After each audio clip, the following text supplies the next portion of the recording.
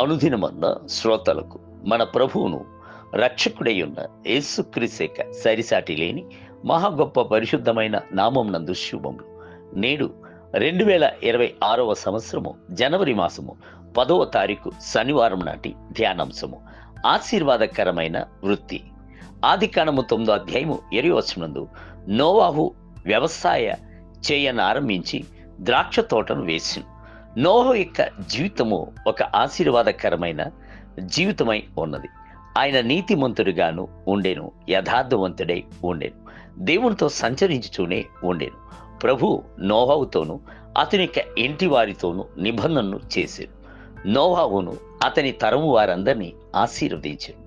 నోవాహు 3 పనులను మరలా చేశాను అను సంగతిని మనము ఎరుగుచున్నాము. మొట్టమొదటిగా ఆయన ఓడను నిర్మించెను. ఓడను నిర్మించుట అనున్నది సాధారణమైన ఒక అంశము కాదు.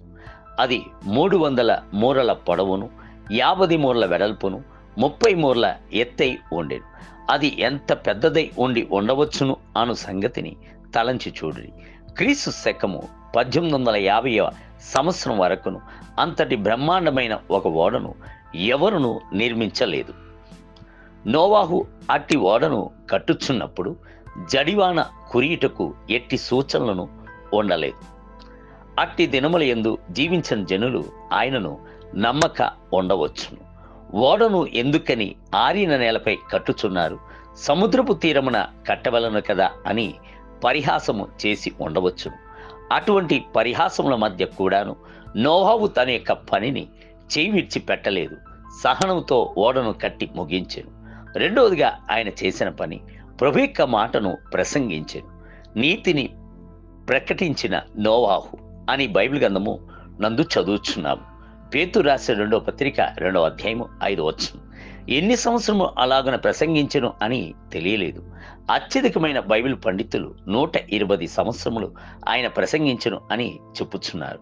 దానికి ఆధారముగా ఆదికాండము 6వ అధ్యాయము 3వ వచనము ముందు పెట్టుచున్నారు. అయితే బైబిల్ గ్రంథమును పరిశీలించి చూచినట్లయితే సుమారు 100 సంవత్సరములైనను నోవాహు ప్రసంగించుచు వచ్చి ఉండవచ్చును అని తలంచున్నట్లు చేయుచున్నది. నోవాహునకు 500 సంవత్సరముల వయసైనప్పుడు షేము, హాము, యాపేతు అను వారిని కనెను. నోవాహునకు 600 సంవత్సరముల వయసైనప్పుడు భూమి మీద వర్షము కురిసెను. ఆదికాండము 7వ అధ్యాయము 11వ వచనం. అందుచేత 100 సంవత్సరం ప్రసంగించి ఉండవచ్చును. ఆయనను ఎవరును మారు మనసు పొందలేదు. జలప్రలయము తర్వాత ఓడను కట్టుచున్న పనియు ఆయనకు లేదు, ప్రసంగించు పనియు ఆయనకు లేకుండేను. అందుచేత ద్రాక్ష తోటను విజయవంతముగా నాటించారు. ఇజ్రాయేలీలు ద్రాక్ష తోటలను గొప్ప సంపదగా భావింతురు.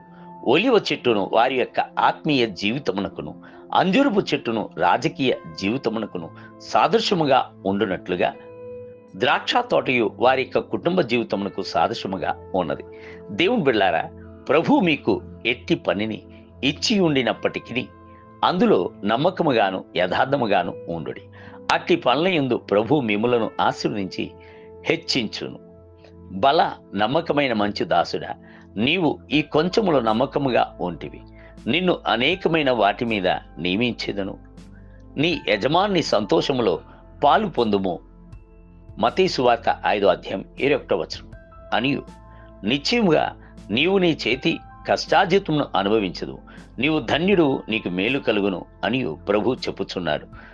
128వ కీర్తన 2వ వచనం. నేటి ధ్యానమునకై నీ లోకిట నీ భార్య ఫలించు ద్రాక్షావళి వలె నుండును, నీ భోజనపు బల్ల చుట్టూ నీ పిల్లలు ఒలివ మొక్కల వలె ఉందురు.